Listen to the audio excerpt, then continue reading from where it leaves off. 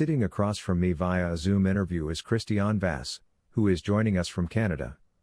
The reason for our conversation is that recently we ran a series of episodes regarding livestock guardian dogs that generated a lot of interest amongst our viewers. Some of those lengthy interviews touched upon Kuvasz, but sometimes they did not portray the breed in a positive way. Thus we thought it would be very interesting and worthwhile to ask an expert who resides on the other side of the world, where there are harsh living conditions, specifically in Canada.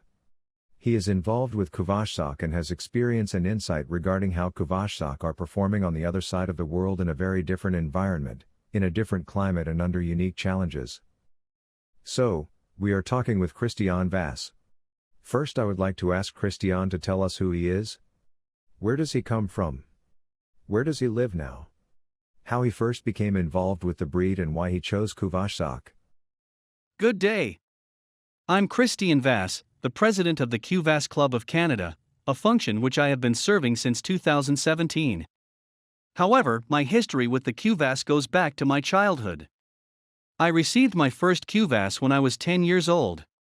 To be honest, back then I did not like that dog that much, nor the breed, because I was unable to handle it as a kid, nor did I really understand what this breed was all about back then. Thus, at the time, my father handled that dog mostly, but he was the type of Kuvasz that fit all those legendary stereotypes that the breed is famous for: real toughness, endurance, completely undemanding, that real temperament that is expected of a Kuvasz, he never back away from or feared anything. So when that dog passed away, I went off to university, then on to a master's degree, and all the way to a PhD, and I was studying environmental studies. My PhD was involved with bird conservation. Throughout this process of post-secondary studies, 12 years passed where I did not have a dog at all. When I arrived back in Canada, as I was conducting my PhD in New Zealand, my wife suggested maybe we should buy some type of dog. We explored various breeds and, no matter what I showed her, she did not like any of them. So I said to her, "Look, during my childhood I had this breed, what do you think of this?" So we went to visit a local breeder, and my wife really liked them. They were white, fluffy and teddy bear-like, which was all true, but for myself, I really did not like them. When I saw these dogs and compared them to the Kuvasz I had remembered from my childhood, this was a big shock for me because they did not resemble Kuvasz, at least not what I consider a correct Kuvasz, but their temperaments were also completely different. These were totally friendly, neutrally behaving dogs that would allow anyone onto their property, and I think anyone could put a leash on them and take them home. So what this experience did was ignite a fire in me, and I knew I needed a Kuvasz again, just not like these types. So in 2016 the World Meeting of Kuvasz and Kuvasz owners took place in Hortobágy in Hungary, so I started to research various breeders to try and find the type of Kuvasz that I considered the real Kuvasz. Initially I contacted the breeder of my first Kuvasz, but he was no longer breeding, and was not involved in the breed for more than a decade. I said, "Okay, no problem. You no longer breed Kuvasz, but tell me where I can find a Kuvasz like the old one that I used to have." That is when he told me, "You won't find any like that anymore." So I said, "How could that be?" He said, "You will see that no matter how much you search or where you go, you will not find one like that anymore." Nonetheless, he suggested a few people I should contact, so I went and sought them out, and as I contacted more and more breeders, explored their dogs, looked at pictures, and even visited some, I started to realize that he was right and the current dogs were not what they once were, but I tried to find something similar and suitable. So when this world meeting concluded, I brought home Borza Party Orseg Zenta, and she became the foundation botch of my current breeding program. Everything was built off of her, and slowly various males were imported from bloodlines that I thought were work capable, and lastly I imported frozen semen from various males that demonstrated correct type and temperament in accordance with tat I thought was my comprehension regarding what is the old style Kuvasz. How were you able to test the working ability of the various bloodlines in order to choose which bloodlines were appropriate? In one part, one knew of the reputation of certain breeding programs and what others had said about them. Second, I considered the environments those dogs were living in, and of course there was also a kind of marketing in the part of those breeders. For example, I brought in a dog from Vojvodina, northern Serbia, from a place where I knew the digs were beside livestock and living in harsher conditions, and the pretext was present to enable them to be good livestock guardian dogs. There were also those dogs that I imported whose ancestors were placed in the field beside livestock in Transylvania, and one would assume if they were successful there then they would also produce work-capable offspring that can work successfully in Canada. Sometimes, these two factors, namely the environment and having working dog ancestors, proved to be beneficial, and it did transfer to the next generation, but at other times it did not seem to have an impact on the working capability of the offspring. Either way, I was already attempting back then to try and avoid those types of dogs and bloodlines that why prioritized show dogs. Later on I will touch upon in more detail on the differences in the bloodlines, and talk about the selection criteria. In short, this is a brief synopsis about me. What is most important to understand about Canada is that we have such an opportunity right now, because first of all this big country is relatively empty and sparsely populated with only 38 million inhabitants. We still have an Sundance of wild lands, we have a lot of predators, and we still have active farming communities, ranchers, and abundance of animal husbandry. Therefore, when you combine the facts that there is the abundance of predators as well as livestock numbers, it is without a doubt that there is great demand for livestock guardian breeds. So the demand for LGDs is huge, contrary to the constant narrative coming out of Hungary where they keep saying, well, this is the 21st century, and there is no demand for LGDs, and we should do something else with Kuvasz, to reform them or change them to better fit this new era, and that we should find them a new function. I completely disagree with this. And I am not only speaking about Canada, since we also send a lot of our dogs to the United States to places like Montana, Wyoming, Idaho, Colorado, etc. In the western states there is especially great demand where there are now thriving wolf populations and predators. Moreover, we can look at other places too, such as Australia. When I did my PhD, and I went to various conferences, I met people who studied LGDs, and they were actively using the Italian Maremma dogs. So then I ask myself, why are we not trying to utilize Kuvasz there, as it too presents a great opportunity? It is the same situation in Argentina or Brazil, as there are great opportunities for LGDs there as well.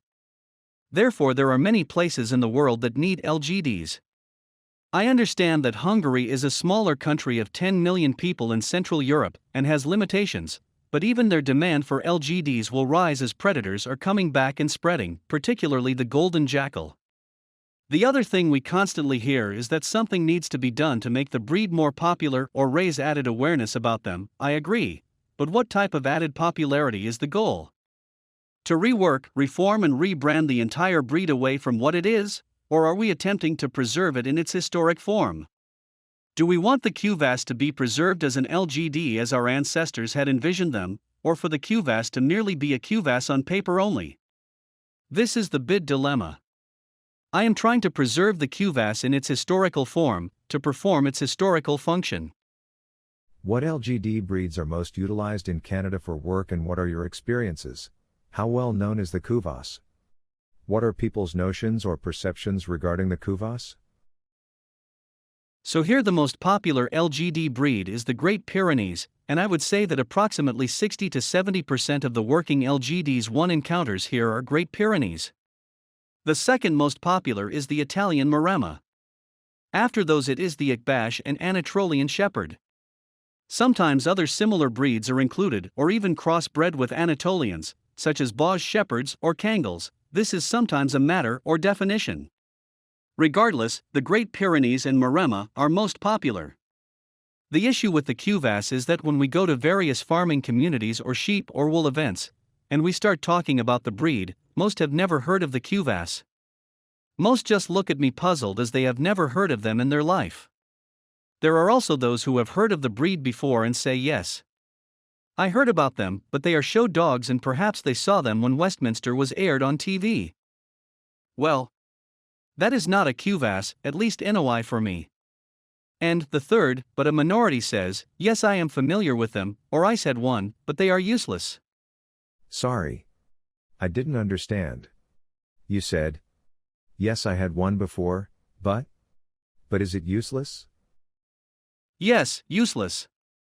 Some describe they tried the breed, placed it in the field, but it did not work out as either the dog did not guard, ran away, or had high prey drive and bugged the livestock.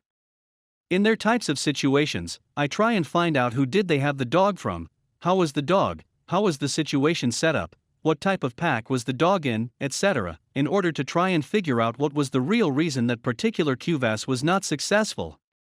Most of the time it becomes apparent that they tried to use Western bloodlines, and in my personal experience having dealt with them, the bloodlines here were less suitable as some lack guardian instinct and in many instances they were diluted and softened to serve the purpose of an LGD. So our main goal is to have farmers try out the Kuvasz and give the breed a chance. In many cases then out dogs end up in existing packs with other LGD breeds. Of course, those who have had a negative experience with the Kuvasz, we try to convince them to give the breed a second chance. I will also add that there are sometimes also those farmers who do ample research, read a lot and hear that the Kuvasz guards differently from the Great Pyrenees, which is completely true. What am I trying to say? The Great Pyrenees and Maremma are the types of LGDs that stick close to the livestock of flock, and do not readily leave further than a few hundred meters to engage predators. Meanwhile the Kuvasz guards more from a distance, patrolling a wider area, and likes to more readily confront predators. So there are those farmers who might buy a few of the close guarding breeds and a few Kuvasz, and theoretically they try to ensure that the livestock is protected both within the close parameter as well as at a distance. So they know these two breeds have a different guarding style, and this is certainly true. This is one reason I personally do not believe in cross-breeding LGDs, because they all have their own guarding style, each designed for a specific terrain and most suited to a specific scenario. By mixing two breeds nobody really knows what they will get. Would the offspring be more like a Pyrenees or a Kuvasz? Of course there are such mixes as accidents happen, and they are also mixed with Maremmas at times as well. Kuvašic, at least the bloodlines I try to utilize, are more aggressive, more committed and tenacious than the Pyrenees and Maremmas, especially towards people. Sorry to interrupt. But I want to ask, in the regions where your dogs end up working, what types of predators do the dogs mostly encounter or need to repel? I imagine Canada is a huge country and there are many different serious predators the dogs might face. Since the country is very big, we cannot generalize it as a whole. Here where I live on the eastern side, in Ontario, here black bears and coyotes are most abundant, and the population of both of those predator species is increasing. Coyotes are particularly problematic, and they are a predator that originates from the western side of the continent, but they are moving eastward and spreading, and are also crossbreeding with wolves as there is natural hybridization occurring. Such a mix brings about an animal that is much bigger than the typical coyote, but is also capable of adapting to more near-urban environments, unlike wolves that are predominantly weary of humans. Wolves in general are very shy and stay away from people, but coyotes readily enter urban settings, and they sometimes even take dogs from backyards. These animals are often referred to as coy wolves. Sometimes coyotes can even crossbreed with domestic dogs, which can also create dangerous predators. However, if we consider what is out west, over there are serious wolf packs, grizzly bears, cougars, coyotes, black bears, etc. Regardless of the predator species, the dogs must be ready and able to face any adversary.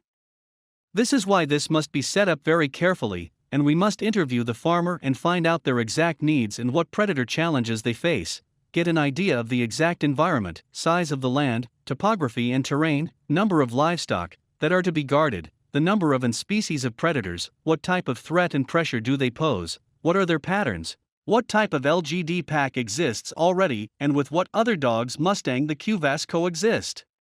These are all essential considerations to ensure the highest chances of success. I'll give you a real example. I received a call from a British Columbia farmer who was looking for an LGD.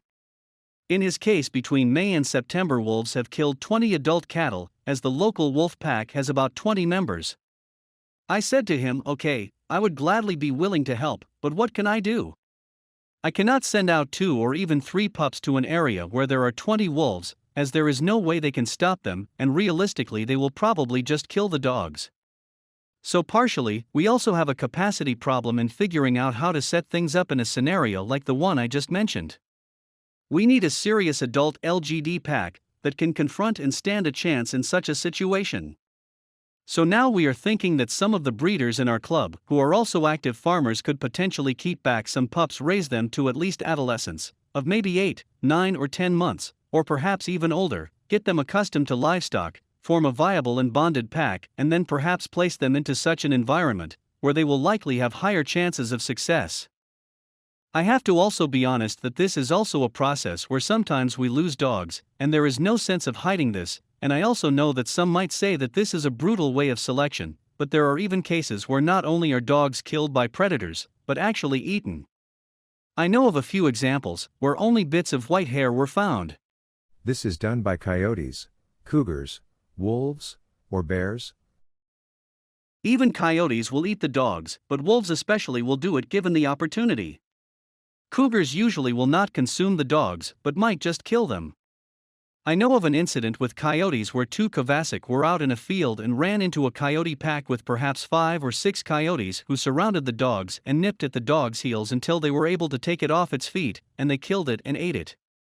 This unfortunately happens, but this is why it is vital to breed good dogs, and good structure and anatomy is also vital so that the dogs can move easily, be very maneuverable, and if needed be able to escape. Krisztián. Earlier you said that you were not very satisfied with the Western or Canadian or American Kuvasz as you found them to be too soft, and you also mentioned that in Hungary, where you looked around at various breedings, most were also not the old type of Kuvasz you imagined to be work capable. So then how did you overcome this huge challenge, and where did you obtain your dogs from? How do you guys select them? How did you manage to reintroduce this modern Kuvasz back to performing its historic function, or perhaps not exactly like in the past, but something close to that? So if we look at the Western dogs such as the Canadian and American Kuvasz, I would broadly put them into 2 main categories. Most of the Canadian dogs were big, heavy, lumbering, and resembled Great Pyrenees.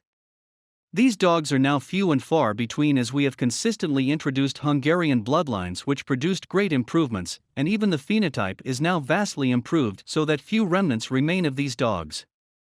Meanwhile, the American dogs can be generally characterized as being smaller, more refined, lighter, perhaps with good movement, but mostly intended for the show ring. We tried to utilize both types in the past. The first type was not always successful because the slow and heavy movement really hindered the dog's working ability, and they were not very aggressive. The other category went through such counter-selection in the past 50 or 60 years of being a pure show dog that they were overly softened, and by this I do not only refer to aggression towards predators or temperament, but also things like coping with severe environmental conditions or being able to eat anything. These working dogs will not get special treatment in terms of food, accommodation, etc.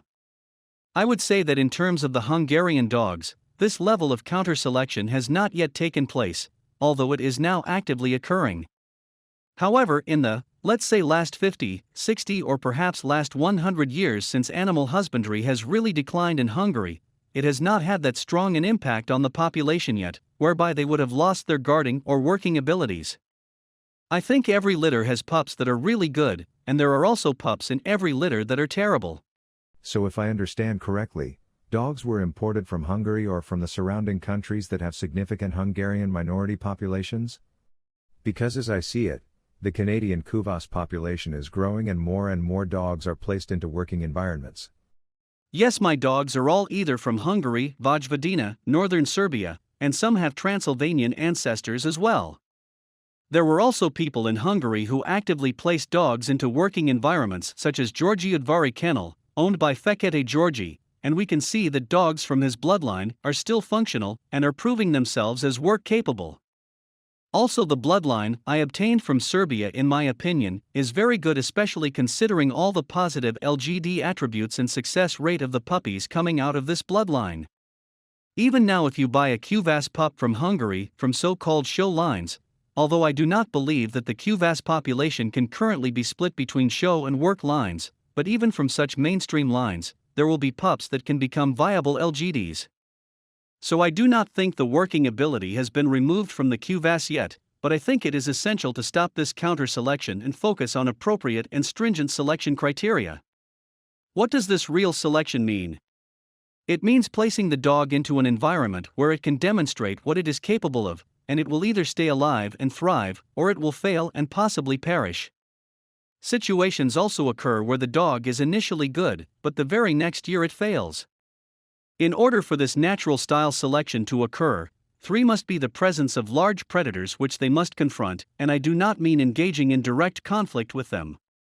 However, we can even observe that when a dog first smells a wolf or even a coyote, there are some dogs that instantly become fearful and crumble under the pressure and are afterwards useless as LGDs, but there are also those dogs that are continuously exposed to predators, readily confront them, and have also learned how to survive and thrive in such an environment. Therefore, the intelligence of such dogs is also very important, as is their ability to work in a pack. In a previous interview, it was mentioned that Kuvasz cannot live in a pack. I completely disagree with this notion. Of course, there are bad individuals that cannot fit into a pack, but I know examples where even 4 intact males live together. Of course, they sometimes fight to sort out their hierarchy, but they can coexist together. So we shouldn't instantly portray the Kuvasz as useless, as that cannot be known until they are tried. I will tell you honestly, we've lost numerous dogs, either because they ran away, got hit by a car or a train, or they escaped and were never seen again, or lost to predators, but I believe this is the only way to really undertake a strict selection and find out which dog is viable and work capable. I believe if a dog can make 7 or 8 years in such a harsh environment, then that is a very good dog and should definitely be used for breeding. So now our goal is to bring back dogs into our breedings that were successful working dogs. We have brought back and mixed in some dogs like this already into our kennels, but the next step would be to directly breed working dogs from different places with each other and try and establish a pure working bloodline. Of course, this is also not easy due to distance and logistical reasons. How big is the current Canadian Kuvasz population and how many puppies are born in Canada annually? Just so that our viewers can get a sense of the numbers and can compare them to the Hungarian population and trends. Here in Canada, the population is growing, and only because there is a demand for the dogs. If there was no demand for our dogs, then the numbers would not be increasing.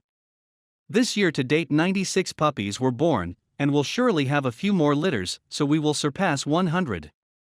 If we look at the past 5 years since I have been leading the club, the population has drastically increased. Our entire club, all of us, are committed to promoting the Kuvasz as a LGD. We do not have a dedicated small part of our breeder involved in a so-called program of some type like we have seen in other places. Rather, our entire country is committed to the LGD cause, and therefore approximately 70% of the puppies born end up beside livestock. Of those 70%, not all will be good or viable, but a significant amount is proving to be successful. I reviewed our statistics, and during 2017 and 2018, in those 2 years we placed 90 puppies into working homes. Krisztián. Do I understand this correctly? In Hungary, numbers fluctuate yearly, but as I understand it, the number of puppies born annually is between 200 and 300, and as I understand, in Canada the number of puppies born this year will exceed 100, and roughly 70% of these end up as LGDs? Did I understand these numbers correctly? Yes, you understood the numbers correctly. I will also add that we have a few young or upcoming breeders who will breed in a year or two, and I am certain that we can exceed 150 puppies in a few years. But my real goal for the club that I set is for us to reach an annual puppy birth rate of 200 puppies. I think this is completely achievable, as we currently only have 3 breeders, but in a few years' time we will have 6 or 7. So we want to achieve 200 a year. This is a huge achievement, as slowly you will reach the numbers of puppies that are born in Hungary. Is there any type of support from the Hungarian side, from perhaps breeders, or official breed organizations or clubs? Is anybody providing you with any type of support or help? There isn't any. To be honest, it saddens me, but there isn't any. There in Hungary, the main breeding concept is this counter-selection to reform the Kuvasz to be something else, a sport dog, trying to make it popular in that way, by taking them in front of museums, shows etc. There is a layer of people who are innate anti-LGD, and no matter what I do or illustrate, or say look here is this opportunity, they don't care. I know those people who have tried this LGD approach in Transylvania faced similar opposition.